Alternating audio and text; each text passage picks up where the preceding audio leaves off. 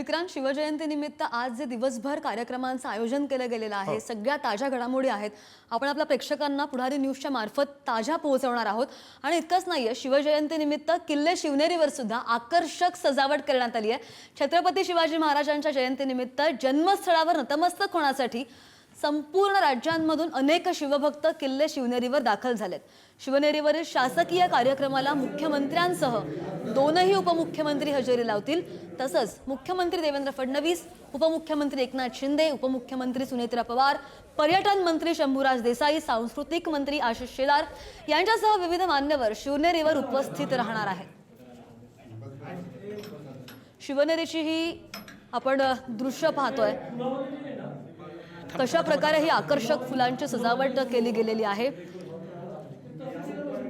आणि आज दिवसभर शिवनेरीवर कार्यक्रमांचं आयोजन केलं गेलेलं आहे. शिवनेरीची ही थेट ताजी दृश्य आपण पाहतोय. खरंय श्रद्धा, स्वराज्य ज्यांच्या तलवारीतून निर्माण झालं, त्यांचा जन्म जिथे झाला तिथली ही दृश्य आपण पाहतोय. त्या परिसरामध्ये कशा प्रकारे सजावट करण्यात आलेली आहे. छत्रपती शिवरायांची आज जयंती आहे, त्यांचा जन्म ज्या ठिकाणी झाला किल्ले शिवनेरी, त्या किल्ले शिवनेरीवरच्या त्या जन्मस्थळावर आकर्षक अशी सजावट करण्यात आलेली आहे. दिवसभर इथं सुद्धा सांस्कृतिक कार्यक्रम पार पडतील. मुख्यमंत्री, उपमुख्यमंत्री, अन्य अनेक मान्यवर छत्रपती शिवरायांच्या जन्मस्थळी आज भेट देतील. बरोबर विक्रांत, आणि मगाशी जसं मी म्हटलं की हा फक्त सण नाहीये, तर तो महाराष्ट्राच्या अस्मितेचा आणि स्वाभिमानाचा हुंकार सुद्धा आहे. त्यामुळे एक क्रेज असते ना, ती पहिल्यापासून जी आहे ती अजूनही युवांमध्ये म्हणा किंवा लहान मुलांपासून वृद्धांमध्ये सुद्धा तितकीच क्रेज अजूनही पाहायला मिळते.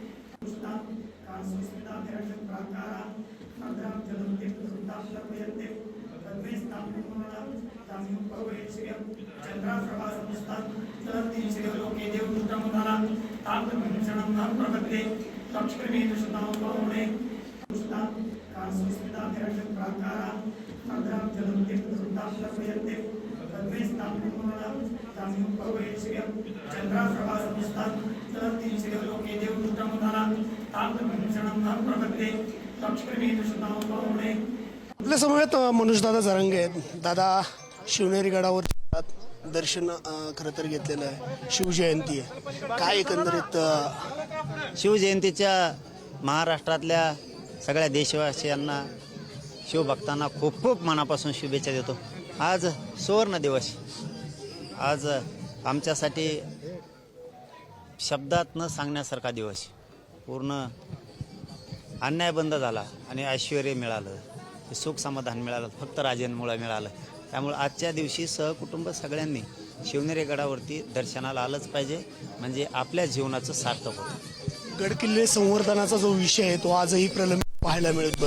तो गडकिल्ले संवर्धनाचा विषय पुढे जावा अशी नेहमी खरं तर मराठा समाज असेल किंवा शिवभक्तांकडनं मागणी होतं. नाही, त्या टाईम नाही त्यांना, ते सरकारला त्याचा टाईम नाही आहे. त्यांना फक्त निवडून येणं, एकमेकाचे गेम करणं आणि त्यांच्यातच लढाई खेळणं आणि विषय संपवून टाकणं, याच्यातच ते स्वतःला खूप शहाणं समजतात.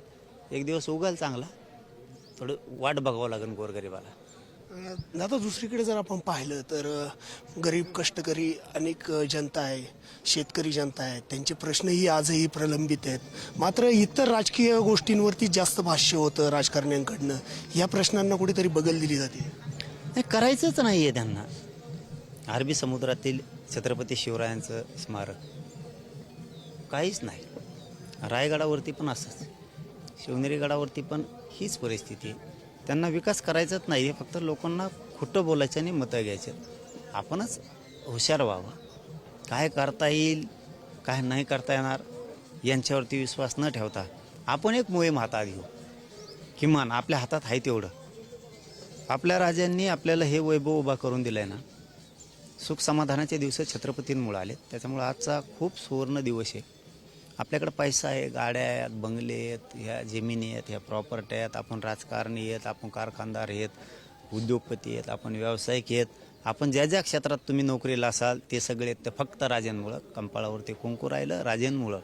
आणि तुम्हाला जर याचा विसर पडू द्यायचा नसेल तर सहकुटुंब सगळ्यांनी कामं बंद करून एक दिवस आता 2027ला एकही कुटुंब घरी नाही राहिलं पाहिजे. दरवर्षी दर्शनाला शिवनेरीवरती यायचं आणि तुम्ही आता पुढच्या वर्षी बघा इथं तुम्हाला 50-100 किलोमीटरवर उभं राहायला जागा राहणार नाही.